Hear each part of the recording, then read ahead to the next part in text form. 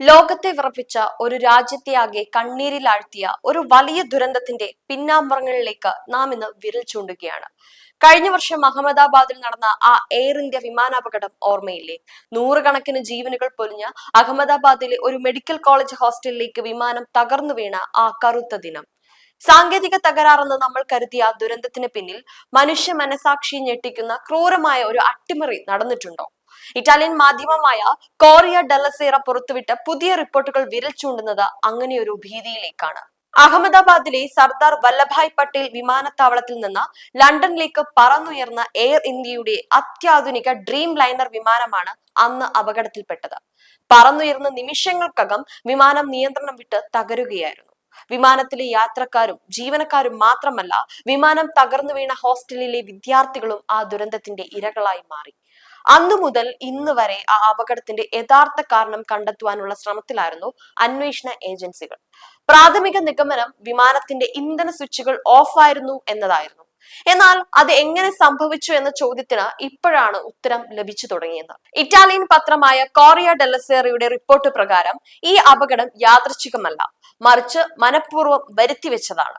വിമാനത്തിലെ ഒരു പൈലറ്റ് മനഃപൂർവ്വം ഇന്ധന സ്വിച്ചുകൾ ഓഫ് ചെയ്തു എന്നാണ് റിപ്പോർട്ട് വ്യക്തമാക്കുന്നത്. വിമാനത്തിന്റെ എഞ്ചിനിലേക്കുള്ള ഇന്ധന പ്രവാഹം തടയുന്ന കട്ട് ഓഫ് പൊസിഷനിലേക്ക് സ്വിച്ചുകൾ മാറ്റിയത് പൈലറ്റ് ആണെന്ന വിവരം പുറത്തു വന്നതോടെ രാജ്യം കണ്ട ഏറ്റവും വലിയ ക്രിമിനൽ കുറ്റകൃത്യങ്ങളിൽ ഒന്നായി മാറുകയാണ്. ഒരാളുടെ വ്യക്തിപരമായ തീരുമാനമോ മാനസികാവസ്ഥയോ ഇത്രയും വലിയൊരു ദുരന്തത്തിന് കാരണമായെങ്കിൽ അത് വിമാനയാത്രയുടെ സുരക്ഷയെക്കുറിച്ച് വലിയ ചോദ്യങ്ങൾ ഉയർത്തുന്നുണ്ട്. അപകടത്തിന് പിന്നാലെ വിമാനത്തിന്റെ ബ്ലാക്ക് ബോക്സ് വിശദമായ പരിശോധനയ്ക്കായി അമേരിക്കയിലേക്ക് അയച്ചിരുന്നു. അവിടെ വെച്ച് നടന്ന പരിശോധനയിലാണ് കോക്പിറ്റിലെ ഞെട്ടിക്കുന്ന സംഭാഷണങ്ങൾ പുറത്തു വന്നത്. എന്തിനാണ് നിങ്ങൾ ഇന്ധന സ്വിച്ചുകൾ ഓഫ് ചെയ്തത് എന്നൊരു പൈലറ്റ് ചോദിക്കുന്നതും അത് ഞാനല്ല എന്ന് മറ്റേ പൈലറ്റ് മറുപടി നൽകുന്നതും റെക്കോർഡിംഗിൽ ഉണ്ടെന്നാണ് പറയപ്പെടുന്നത്. സ്വിച്ചുകൾ റൺ പൊസിഷനിൽ നിന്ന് കട്ട് ഓഫ് പൊസിഷനിലേക്ക് മാറിയത് രണ്ട് പൈലറ്റുമാരും തിരിച്ചറിഞ്ഞിരുന്നു എന്ന് ഇതിൽ നിന്ന് വ്യക്തമാണ്. എന്നാൽ ആരാണ് ആ സ്വിച്ച് ഓഫ് ചെയ്തത് എന്നതിൽ ഇന്നും ദുരൂഹത തുടരുകയാണ്. വിമാനത്തിന്റെ പൈലറ്റ് ആയിരുന്ന സുമിത് സബർവാളിന് നേരെയാണ് പ്രധാനമായും സംശയങ്ങൾ നീളുന്നത്. അദ്ദേഹത്തിന് വ്യക്തിപരമായ പല പ്രശ്നങ്ങളും ഉണ്ടായിരുന്നതായും ഇതൊരു ആത്മഹത്യാ ശ്രമത്തിന്റെ ഭാഗമാണോ എന്നും പലരും സംശയിക്കുന്നുമുണ്ട്.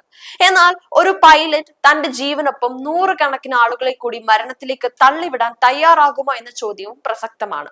പൈലറ്റ്മാരുടെ സംഘടനയും സുമിതിന്റെ കുടുംബവും ഈ ആരോപണങ്ങളെ ശക്തമായി എതിർക്കുന്നുമുണ്ട്. വിമാന നിർമ്മാണ കമ്പനിയായ ബോയിങ്ങിന്റെ പിഴവുകൾ മറച്ചുവെക്കാൻ പൈലറ്റ്മാരെ ബലിയാടാക്കുകയാണെന്നാണ് അവരുടെ വാദവും.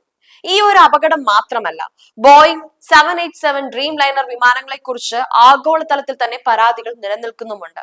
അടുത്തിടെ ലണ്ടനിൽ നിന്ന് ബംഗളൂരുവിലേക്ക് വന്ന ഇതേ മോഡൽ വിമാനത്തിലും സമാനമായ രീതിയിൽ ഇന്ധന സ്വിച്ചുകൾ കട്ട് ഓഫ് പൊസിഷനിലായ സംഭവം റിപ്പോർട്ട് ചെയ്യപ്പെട്ടിട്ടുമുണ്ട്. ഭാഗ്യം കൊണ്ട് മാത്രമാണ് അന്ന് ആ വിമാനം സുരക്ഷിതമായി ഇറങ്ങിയത്.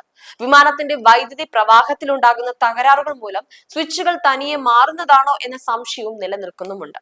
വിമാനത്തിനുള്ളിലെ ലൈറ്റുകൾ തനിയെ അണയുകയും തെളിയുകയും ചെയ്യുന്നതായി യാത്രക്കാർ മുൻപും പരാതിപ്പെട്ടിരുന്നു. ലോകത്തിലെ ഏറ്റവും വലിയ വിമാന നിർമ്മാണ കമ്പനിയായ ബോയിങ്ങിന്റെ പ്രതിച്ഛായ നിലനിർത്തുക എന്നത് പാശ്ചാത്യ രാജ്യങ്ങളുടെ വലിയൊരു ആവശ്യമാണ്. വിമാനത്തിന്റെ നിർമ്മാണ പിഴവാണെന്ന് കണ്ടെത്തിയാൽ അത് കമ്പനിയുടെ കോടിക്കണക്കിന് ഡോളറിന്റെ ബിസിനസിനെ ബാധിക്കും. അതുകൊണ്ട് തന്നെ കുറ്റം പൈലറ്റുമാരുടെ തലയിൽ കെട്ടിവെച്ച കമ്പനിയെ രക്ഷിക്കാൻ പാശ്ചാത്യ മാധ്യമങ്ങൾ ശ്രമിക്കുന്നുണ്ടോ എന്നതും അന്വേഷിക്കേണ്ട വിഷയമാണ്. ഇറ്റാലിയൻ പത്രം പുറത്തുവിട്ട വിവരങ്ങളുടെ ആധികാരികത ഇനിയും പൂർണ്ണമായും തെളിയിക്കപ്പെടേണ്ടതായിട്ടുണ്ട്. അഹമ്മദാബാദ് ദുരന്തത്തിന്റെ അന്തിമ റിപ്പോർട്ട് അടുത്ത 3 മാസത്തിനുള്ളിൽ സുപ്രീം കോടതിയിൽ സമർപ്പിക്കും. ഇന്ത്യയിൽ നിന്നുള്ള വിദഗ്ധ സംഘം അമേരിക്കയിൽ പോയി നേരിട്ട് അന്വേഷണം നടത്തിയിട്ടുമുണ്ട്. എയർ ഇന്ത്യയും കേന്ദ്ര സർക്കാരും ഇപ്പോൾ ഈ വിഷയത്തിൽ മൗനം പാലിക്കുകയാണെങ്കിലും സത്യം അധികകാലം മൂടിവെക്കാൻ കഴിയില്ല. ഇതൊരു സാങ്കേതിക പിഴവാണോ അതോ മനഃപൂർവ്വമുള്ള കൂട്ടക്കുരുതിയാണോ എന്ന് കോടതി വിധിയിലൂടെ പുറത്തുവരും. അതുവരെ ഇരകളുടെ കുടുംബങ്ങൾക്കും നീതിക്കായി കാത്തിരിക്കേണ്ടി വരും. മറ്റൊരു ദുരന്തം ആവർത്തിക്കാതിരിക്കാൻ ആകാശയാത്രകളുടെ സുരക്ഷയിൽ കൂടുതൽ കർശനമായ നടപടികൾ ഉണ്ടാകുമെന്നും നമുക്ക് പ്രത്യാശിക്കാം.